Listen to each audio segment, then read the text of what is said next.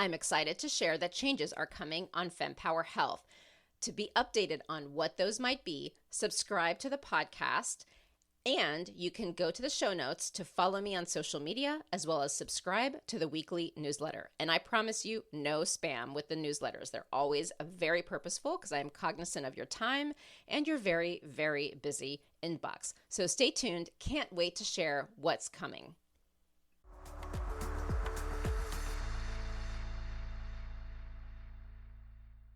This is Fempower Health. Each week, top women's health experts dispel fact from fiction. The most important pelvic floor exercise is not the Kegel. Challenge the status quo. It's never easy to challenge the accepted leaders, and especially if you're a woman. Provide perspective on why your healthcare journey may be so tough. All of that fear and worry, it all upregulates our nervous system, puts us into fight or flight mode, and increases our pain sensitivity. And what you can do about it. The number one thing is you have to advocate for yourself, and you have to be prepared. Your journey to get empowered starts now. Adrenal fatigue, burnout. These are terms you may see all over social media, but what do they mean? Some doctors say these aren't real diagnoses, and some of their concerns about this are real. However, we do feel that burnout, and we do feel that we have adrenal fatigue. So what do we do about it? Dr. Renee Wellenstein is my guest today, and she is a board-certified OBGYN, and she had her own extreme burnout moment that actually had her change her area of focus. And now she's a functional medicine expert and very passionate about this topic. So today we talk about what adrenal fatigue and burnout are and how to recognize the symptoms, how to prevent getting to the point of burnout, and then what you can do if you do get there. I won't lie, this topic is also near and dear to my heart because during the pandemic, I became an unexpected single mother and was running this podcast and a full-time job. Burnout probably doesn't even begin to describe how hard that time was. And so I found Dr. Renee Wellenstein's suggestions to be extremely helpful, and I hope you do as well. There's a lot of folks who don't find it to be a diagnosis. And I understand why. It appears as though there's not like a quick test you can take and therefore you have this. Yeah, well, adrenal fatigue is a coined term, and it's really an adrenal gland that's not quite functioning optimally. It's an adrenal dysfunction, hypoadrenia, lots of words for it. But I love the word adrenal fatigue. And again, that's kind of fallen out of favor in modern day right now because it's not one of those what they call ICD-10 codes that you can circle. But again, I love using it because it exactly describes how generally a person will feel, which is the number one symptom is fatigue, extreme fatigue. And here's the reality, this is something that's actually been in the medical literature and diagnosed by docs hundreds of years, but the problem is in medical school, we are trained, and I can say this because I've gone through medical school. I've been on both sides of this. And I also was not aware of this condition, but we are trained in the medical emergencies. We are trained in the extremes of adrenal dysfunction, meaning your adrenal glands, which produce hormones, one of which we talk about a lot, which is cortisol, our stress hormone, is producing no hormones whatsoever. And that is a life-threatening emergency because there's other hormones from our adrenal glands that help with blood pressure because of the salt potassium balance that it maintains in our blood. Helps with infections, immune support, anti-inflammatory. But the most crucial is the blood pressure issue. And, so if someone has Addison's disease, and that's what it's called when you don't make any hormones, that's an emergency. On the other end of the spectrum, which I learned about in medical school, is Cushing's syndrome. And that's whereby your adrenal glands are producing too much of the steroid hormones. And that's not life-threatening in the sense as Addison's is. However, there are very obvious physical manifestations. You get a humpback and you get different, discolored skin striations. And the interesting thing is all of the in-between is not treated with medication. It's treated mostly with lifestyle modifications and possibly some supplementations to help you get to that level of feeling better. And, I do think the controversy comes from the fact that we're not trained in medical school to think that there's anything in between those two extreme diagnoses. But think about it.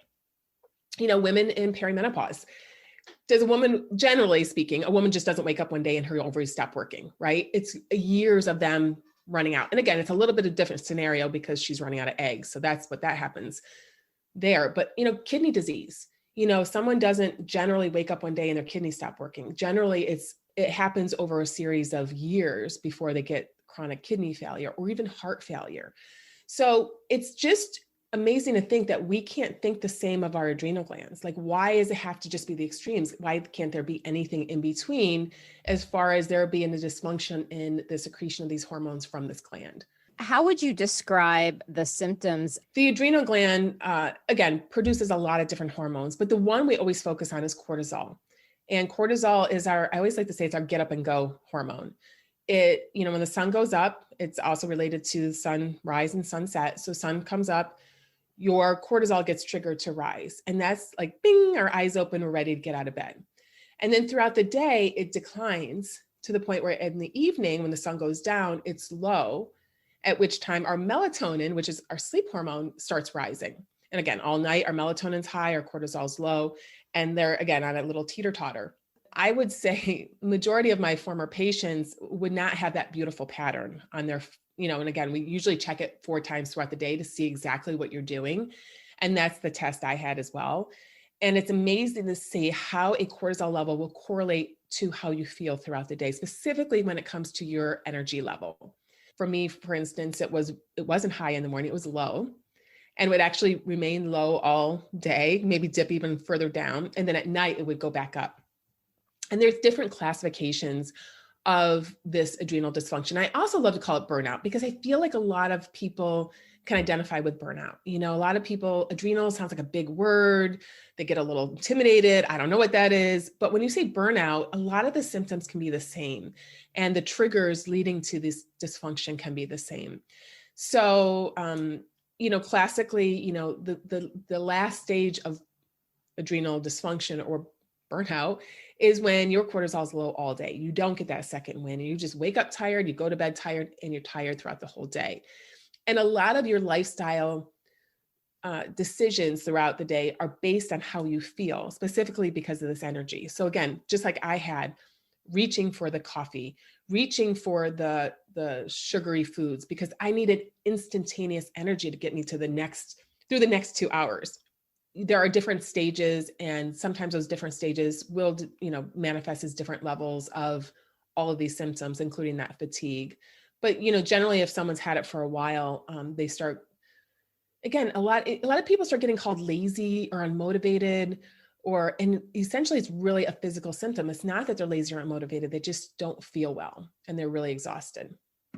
So you mentioned stages. What does this look like? And part of what I want to get to is, especially since it doesn't seem, because I do want to talk about the cortisol testing as well. So maybe first we can identify the stages and then get into the testing, because there's controversy and disagreement there as well. Is, when I have been doing these interviews for Women's Health and doing research on the different conditions, what I find really interesting and frustrating is that there's a lot of these quote unquote vague symptoms, like being tired, feeling off, brain fog. That could be a million different things. It could be perimenopause, your thyroid disease. Maybe you have burnout. I mean, it's so many different things. And because we don't have, it's not like a broken arm where clearly your arm's broken, clearly you need a cast.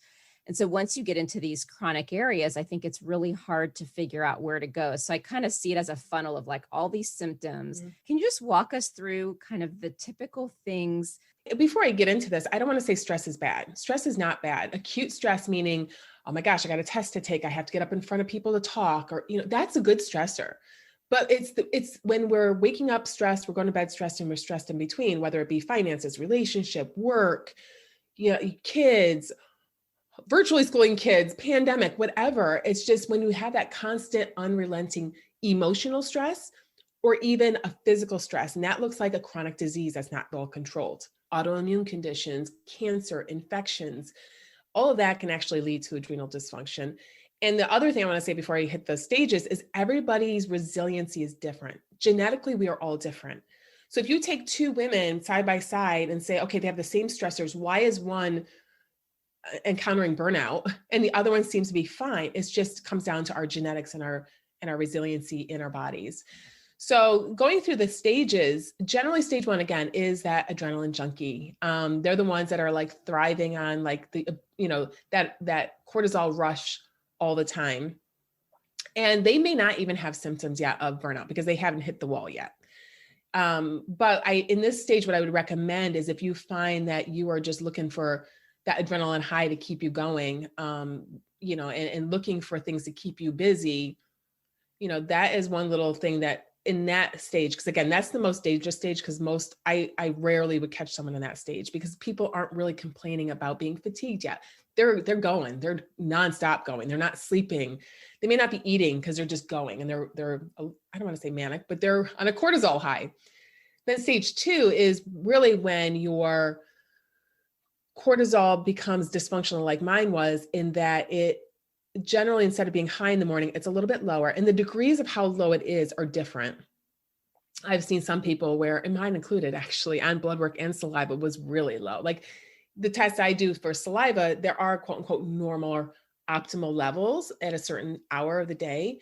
And I was well below that. And so I started out behind the 8 ball first thing in the morning. And again, throughout the day, that can look different. I've seen all variations of, the adrenals trying to spike up, trying to make some more, maybe goes up a little bit and then starts coming down. So the afternoon could look variable. Generally speaking, with the stage 2, which we like to call wired tired, the person generally is low energy all day. And how low it goes, everyone's different. Then if they don't go to bed by a certain hour, generally it's around 10 o'clock or before, they'll get that second wind. And that's exactly what I have. And you can actually see that on a cortisol test, because the last cortisol is usually tested right at bedtime, and you can see the spike going back up again. And so then they're on a cortisol high again, and they can't go to sleep. They can't calm their brain. And then so that's wired tired. So generally it's lower than expected in the morning, higher than expected in the evening, variations in between. Stage 3 is generally low all day. They wake up low, they go to bed low, and it really, and generally speaking, with some of these patients too, I have done testing in addition, like to make sure. I've done 2 separate types of testing, confirm the extremes of adrenal dysfunction, right? Or adrenal disease, I should say. Those that are high throughout the day, I've actually tested them for Cushing's.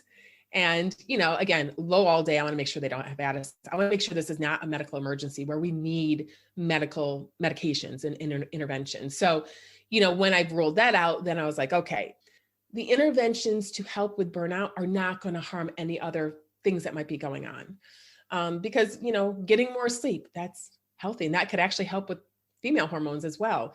Eating better foods, the foods that you're not turning towards to get you through the day. And it's really hard, I have to admit, because I went through it, but trying to make smarter, healthier choices so you don't continue that vicious cycle, this adrenal burnout. And again, burnout, adrenal dysfunction can affect female hormones. It can affect thyroid hormone. It can affect gut function. It can affect brain health and heart health, so I do think at a baseline, when I'm talking to someone and they kind of give me the classic burnout symptoms, and then I get a history of what's been going on. And generally speaking, they will have some sort of chronic stressors that are like the elephant in the room. I will work on burnout as well as anything else that I suspect. So let's talk about the cortisol testing, because even when I was researching, does adrenal fatigue exist? There was a lot of questions around the different types of diagnostic testing. So can you walk us through how you can test and why there may be disagreement, and maybe part of your answer will be it's not necessarily a diagnostic, it's simply added information. So how does the testing fit in? Any type of functional medicine testing can be costly because it's generally not covered by insurance companies. So I actually many times now will just practice what I call empiricism. I've looked at enough of the testing curves to know, based on someone's symptoms, most likely what that would look like. However, if a woman is like me and said, listen, I want to see it, I recommend a saliva test. So that's generally, you take 4 measurements morning, afternoon, evening, and bedtime. You're at your best, you remove any stressors. And that includes, eating, exercising. So anything that's going to potentially elevate your cortisol level. You collect the saliva. So you just spit in a tube. I've done it while driving my kids to school before. Here I am spitting in a tube. And then those 4 tubes you send into the lab, and then they measure the level of cortisol throughout the day. And then they plot it on a really nice curve, and you can see what it looks like. It's interesting because I have to say, and that is the preferred test, number one, because you can do it in the comforts of your own home. And number 2, it tests for what they call the free hormone. So the hormone that's not bound to other proteins in your body. It's what your body is able to use. Number 1, when you go to your regular doctor, they're going to look at like you're crazy. Adrenal what? And that was me too. And I never spoke down to patients. And quite frankly, I never had a patient coming to me to ask me about this, but we're in a different day and age now. We are, many more people are much more savvy when it comes to their healthcare and much more of an advocate for their health. And they're asking questions, which is, I highly recommend. The treatment is simple. Not easy. I don't want to say easy, because when a woman is feeling as awful as she can feel with adrenal dysfunction, changing your diet and getting more sleep, that's not going to be easy, but it's simple. And there's simple, tactics that she can do to correct it. So your regular doc, again, I didn't learn this in medical school. So most docs out there, we are so busy in medical school learning how to make a diagnosis that fits in a box that we can circle. And what medication can we use to correct that? Because let's be honest, most people go to their doctor with a complaint and they want a medication, and that's what makes them feel better. I work with a subset of the population now that may have tried that and don't feel better, like myself. They just want to approach their health a different way. The other option of testing is a blood test. But here's the problem with the blood test, and I've had that blood test as well, is that number 1, you have to go into the lab first thing in the morning. And most labs are busy in the mornings. People are trying to squeeze it in before work, right? So now they're already stressed as it is. Some women got their morning workout in before going to work. So their cortisol is already higher. And then they walk into I actually had patients tell me in the past, I walked in the lab and I saw someone I didn't like. What do you think their cortisol level? Or they have to wait, So these are all external stressors that are going to raise her cortisol level. And that's not a bad thing. But when I'm interpreting a test and see the level, I'm like, wow, it looks fine to me. Meanwhile, that's not really, she's right now on a current cortisol high because of the stressor that she's embarking upon. So, and it doesn't test for the free hormone. And, a stressor of just getting your blood drawn. I never love my blood drawn. And so I know my cortisol's getting spiked there. So it's not the most accurate measurement. One question that I did want to ask about what the stage is, especially when you were talking about the adrenaline junkie. When I think adrenaline junkie, I'm thinking back to the days where I started running and I trained for the New York City Marathon and I got hooked. And what's really strange is, when I stopped, a friend of mine came to me and she goes, "Why are you running?" And I couldn't answer the question. And I think it's because I was just like trying to get the high of training for something and achieving a goal. What is it defined as? Because I think that would be really helpful. And then we can start diving into some of the solutions. Yeah. I don't want to say every adrenaline junkie is going to get a burnout. Again, it goes back to, resiliency and genetics. Okay. The other thing I want to comment on athletes, they're kind of a unique breed because you have to think of people that are athletes. Generally what do you do? You eat well. Yep. You sleep.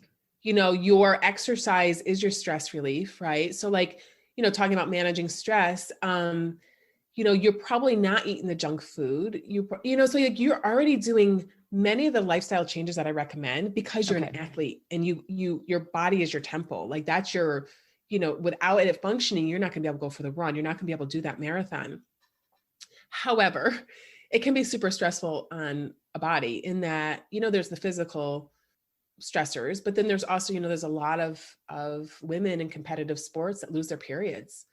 That right there, when I used to see women and they lost their periods, it's a stressor on your body, whether it be a emotional or a physical stressor, So, running hours and hours a week or not eating enough or whatever the case may be, your ovaries are essentially saying it's not a safe place to have a baby. you're going to die, because our body doesn't know we're not going to die. But when we're under these extreme levels of stress chronically, your body's like, I got to protect her the best I can. And that means not bringing a baby into this world, because we got to put all our resources into her. So a lot of times it is, when we lose our period, it's like, oh, maybe my body's a little too stressed. And that's that's a very good indicator that maybe we push things a little too far.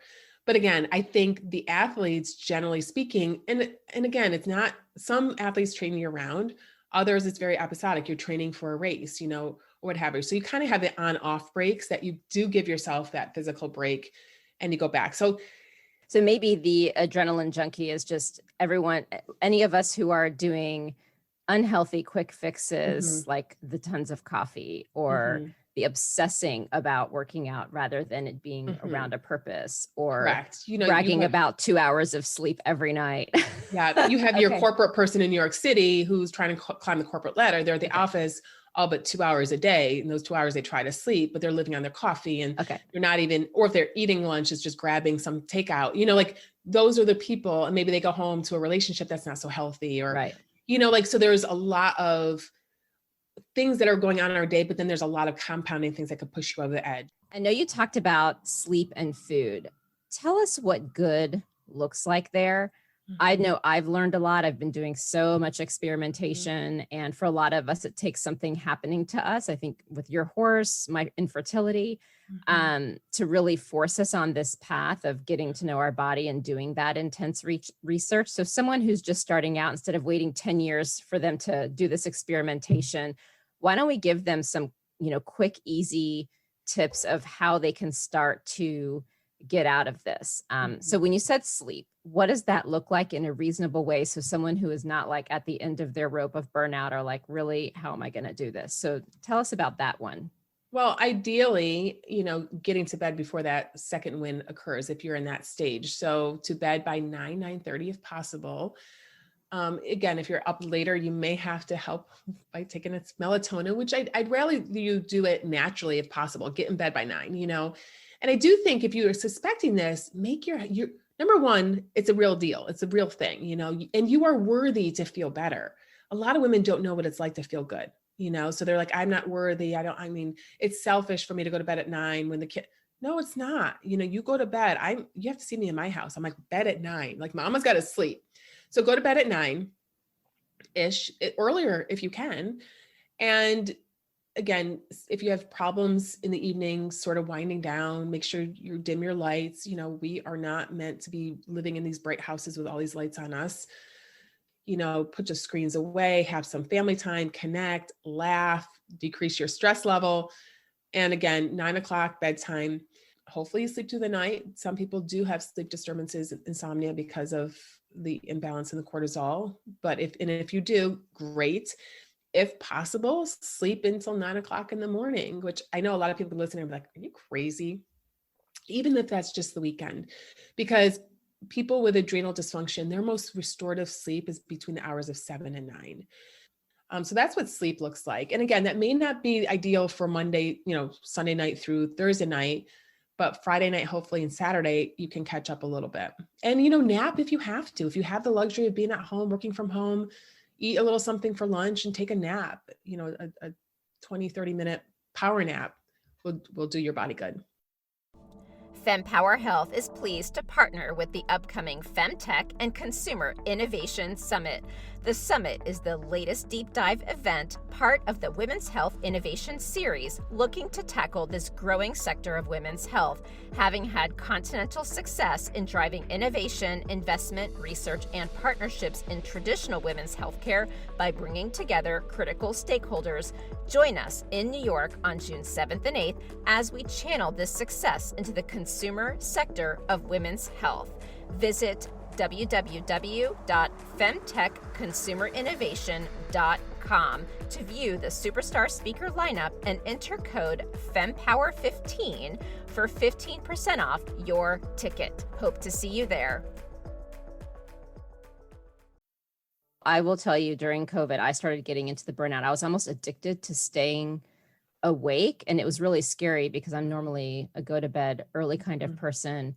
And I have found that for me, my clock is 10 to 5. Mm-hmm. Like I don't set an alarm anymore. I just get up.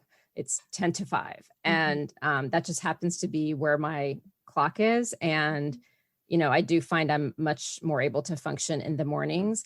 I was kind of like wired from like constantly doing a million things. And so I had to put in these stop gaps. And those are some of the things that had worked for me, and forcing myself that early bedtime, which was hard. And I don't know about you, but for me, I find it takes 2 weeks for me to get stabilized. So I start the habit slowly, and by 2 weeks, I am back to normal. And even this weekend, I was supposed to see friends and stay overnight at their beach house. And I was like, Sunday's rest day. I just can't. I'm so exhausted. It's, I did 5 loads of laundry, hung out with my son, like no obligations.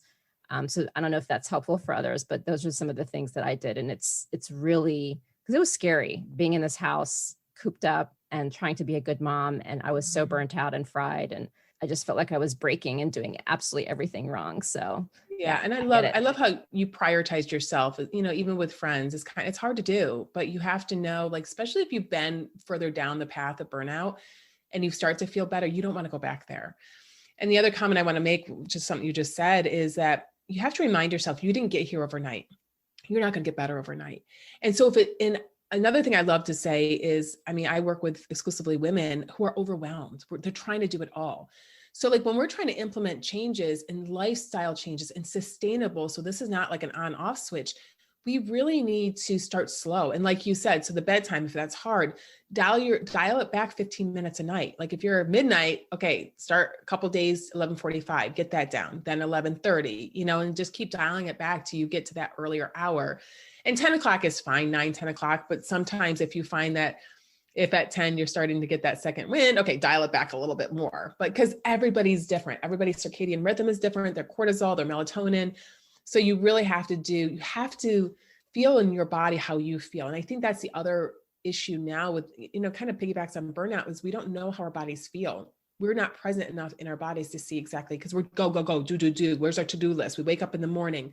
That's really important. Just feel how you feel in your body. Yeah, no, I like that. And actually my phone is set to that because I would get in that habit. And I have it set where like I get up around 5-ish and my phone, I can't touch it till 6:30, and obviously later I change the times. But so the next thing I want to talk about, you mentioned food as well. And food is such an interesting topic. I'm actually interviewing someone later this week who does a lot of discussion around intuitive eating. So I don't want to get into this big diet debate. And I assume we're going to be on the same page when it comes to food. Are there food triggers, or how should one look at food as far as helping them overcome this burnout? Yeah, I think we can really simplify this. If it's in a package, and highly processed, it's not doing your body good on so many levels, including your adrenals. And what I said earlier, that these steps are easy. They're simple, not easy. So the point again is that's what you're going to want to grab. That's what's easiest. That's what's really going to give you that high, but it's really going to take effort to sort of move away from the higher sugary foods, the chips, the one meal in one box or package with the sauce included. Like those are definitely not doing your body good.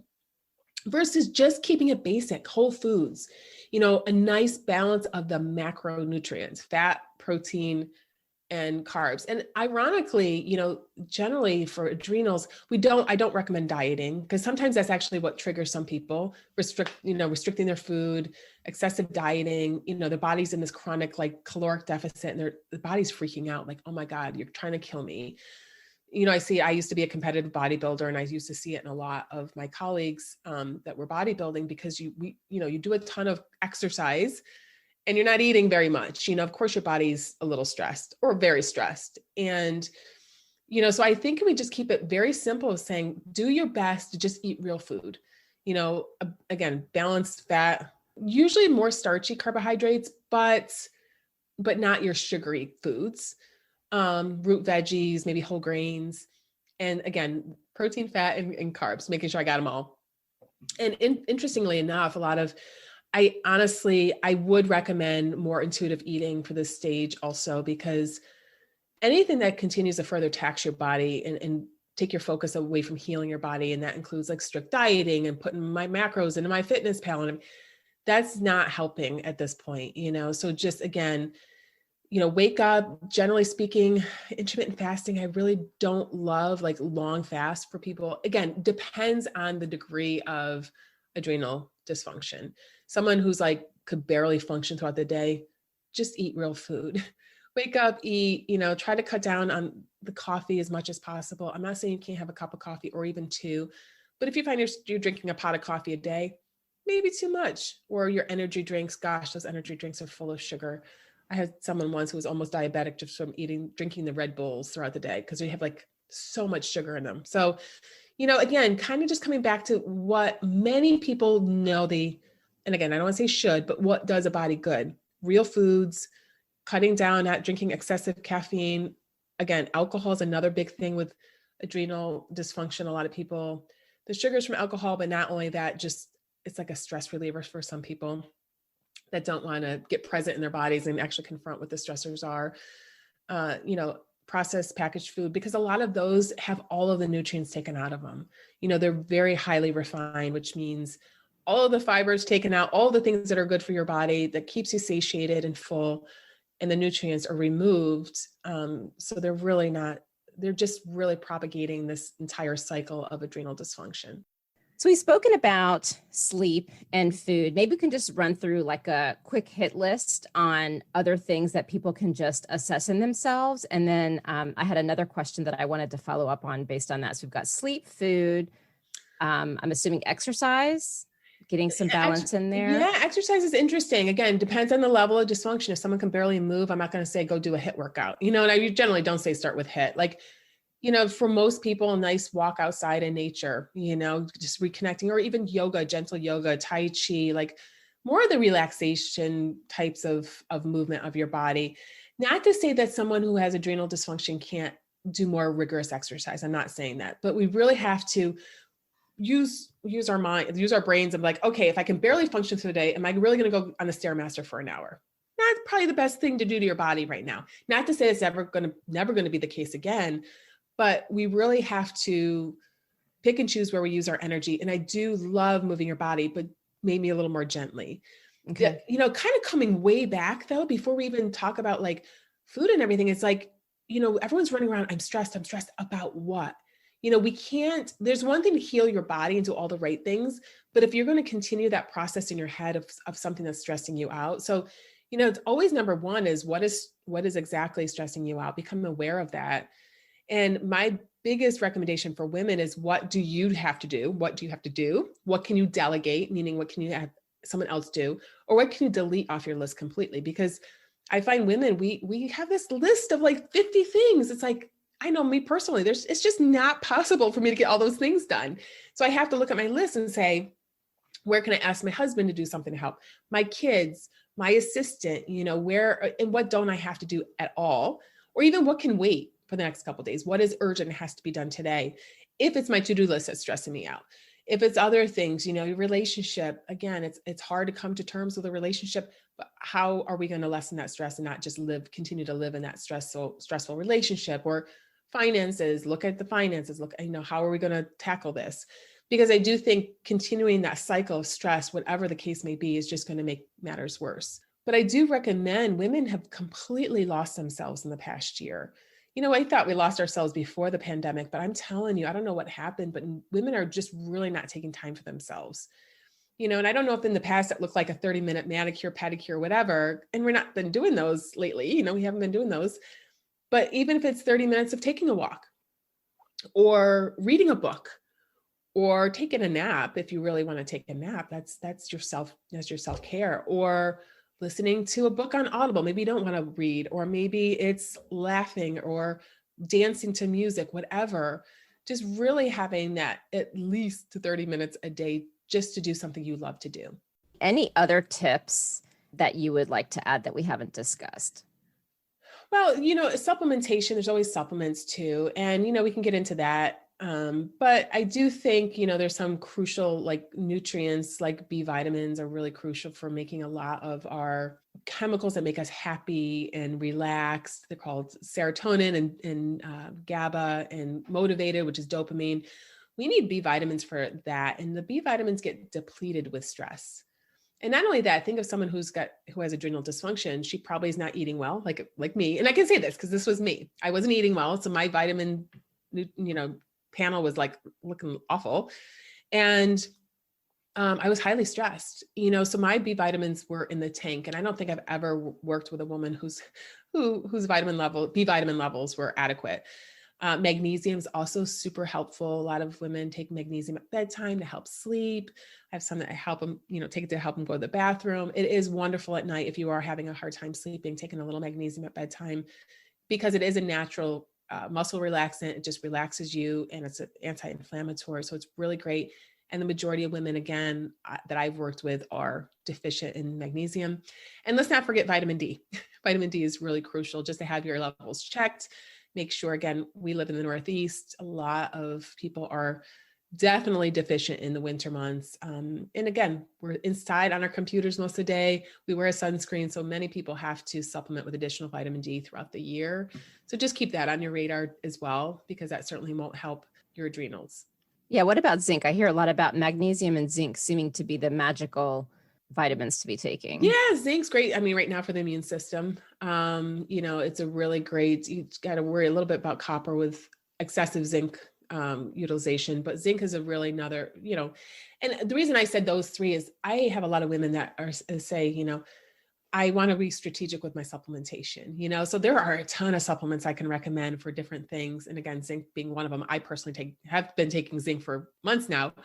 But if we're strategically going to say for the adrenals, again, zinc is important, but I would start with those three. And then, again, depending on the degree of deficiency or dysfunction of the adrenals, there are a couple others. There's these herbs out there, or adaptogens, they call them, that are like commonplace now. They're in a lot of these pseudo coffee drinks, like Four Sigmatic, I think, has one, or they all have a little bit of these adaptogens in them, which are adrenal gland adaptogens, which essentially what that means is they're from plants, and they actually adapt your cortisol to where it needs to be. So for instance, if your cortisol is high, it'll lower it. And if it's low, it'll raise it. And my all-time favorite is something called ashwagandha. And again, you see this a lot right now. A lot of workout companies with pre-workouts and such have utilized a lot of these adaptogens in their post-workout proteins, because we find that, at a baseline, a lot of people have lots of stress now and a lot of dysfunction with their cortisol and their adrenals. My other really favorite one I just want to leave everyone with is something called L-theanine. And this is an amino acid from green tea that really helps calm you without making you feel sedated. And I always call it the natural Xanax, because number one, it's non-toxic. You can't take too much of it, but it is a kind of an expensive supplement because it is from green tea leaves, but it's highly effective. It's highly effective for just that feeling of calmness, and it helps with focus as well, which I think a lot of people, when we get stressed and overwhelmed, we can't focus. We're always thinking about the next thing or tomorrow. And that really is counterproductive when we're trying to get some work done. And again, workout companies have put it in their pre-workouts to help with focus during workouts. So these are supplements that are out there being utilized for other things, but you will, you'll hear that key word out there, adaptogen. You probably, now that you've heard this episode, you'll probably hear all the time now, like is on your radar, adaptogen, or this, you'll look at labels and you'll see L-theanine in something. And there's purposes and reasons why these companies are putting them in, because they really do work. When people are listening to this, I could see two extremes. Yeah. One extreme would be, this is overwhelming. I'm so overwhelmed. Really, I can't do any of this. Yeah. I'm going to go back to just being burned out. I was there last year. Then I could see the other extreme, which is, this is amazing. Tonight, I'm going to go to bed at 9. But before I go to bed at 9, I'm going to buy all these supplements. I'm going to go to the grocery store. I'm going to clean out my fridge, and boom, tomorrow I'm starting. So I would assume neither approach is ideal. So how should someone begin? Like, what would be your 1 to 3 tips on how to begin? Well, I think the easiest is sleep. and again, it doesn't have to be extreme. If you're used to going to bed at 11 and you try to go, doctor says go to bed at 9. I go to bed at 9. I'm laying there for 2 hours. No, I don't want that to happen. Like then, get back up, do something till 10:45. So start cutting back. So I think that's number one, easy thing to do. That's just not too extreme. Number two is awareness, even of like, I think it's one thing to just completely change your lifestyle, but what are you doing currently? So like, again, look at your day for the next couple of days. Like, what are you doing throughout the day? And if you can just swap out one unhealthier thing, such as drinking that pot of coffee, maybe decrease by 1 cup a day or every couple of days for the next couple of weeks. I find that change occurs if we make it gradual and we just, every healthy habit that we adopt, we just start, habit stacking one on top of the other and start crowding out those things that aren't so healthy. So I do think that the whole nutrition change, that is months and months generally. And those that change it overnight, they don't stick with it because you know what? They're exhausted. They're overwhelmed. Making real food all day, every day when, starting tomorrow is going to overwhelm you, no doubt. And you're not going to stick with it.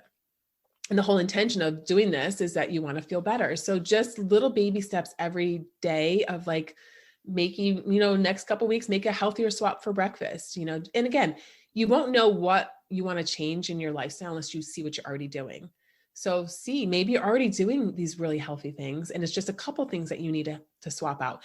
And by no means all these supplements, those are just, I do find the B vitamins a lot of times will help give women that little extra energy because I have to say, it's one of those things I start early on and say, if I need to give you something to help with your energy and help you value eating better foods because you're not so tired, then it would be a B vitamin first thing in the morning to try to get you up and going and get you that again, I don't want to use the word motivation, but that energy to make better choices. That makes sense. And even the way you're describing it, I'm looking at how I unraveled from my extreme burnout. Like I can handle a lot. And when I'm saying I can't do this anymore, like I knew it was bad and I couldn't spin out.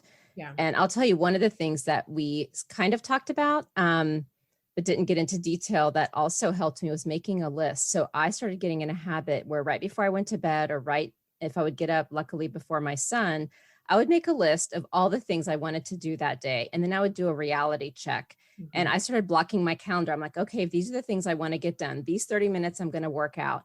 These 30 minutes, I'm going to catch up on email. These 30 minutes or 3 hours, I have all these meetings. And I started doing a reality check. I'm like, I can't get it done. So what has to get done? Mm-hmm. And I did the same thing. Like, what can I delegate? What do I just delete off my list and just, and I started creating lists of long-term plans, immediate plans. And that way I could like not have it all spinning in my head. And even that started to help because I was literally memorizing everything and had the world on my shoulders. Plus I was going to bed late. Plus I was waking up too early. It was a nightmare. I guess one last question. What's your greatest hope for women's health? Oh my goodness. That we have more, I don't want to say studies, that usually comes with medications, but I just want women to be heard more in the healthcare world and not just be sort of shunned that you're a woman, you're emotional, you're this, you're that. We are humans with real symptoms and it looks different. It looks so different than men and we are different than men. And I do think a lot of women are poo-pooed for a lot of the symptoms that they go to their doctor for. Part of that also comes from the lack of studies on women.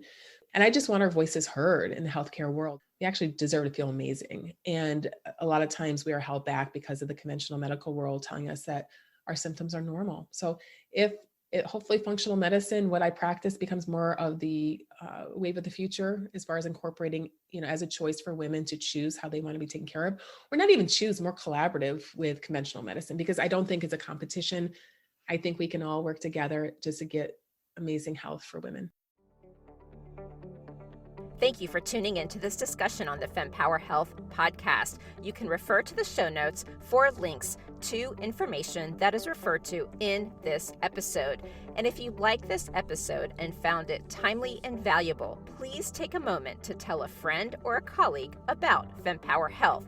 And right after this episode is over, please think of one person who might find this episode helpful and tell them about it. And if your friend is new to podcasting, please show them how to subscribe to our show. And another way to support Fempower Health Podcast is to leave a review where you listen to podcasts. And as a reminder, the information shared by Fempower Health is not medical advice, but for information purposes to enable you to have more effective conversations with your doctor. Always talk to your doctor before making health-related decisions. Additionally, the views expressed by the Fempower Health Podcast guests are their own, and their appearance on the program does not imply an endorsement of them or any entity they represent. See you next week.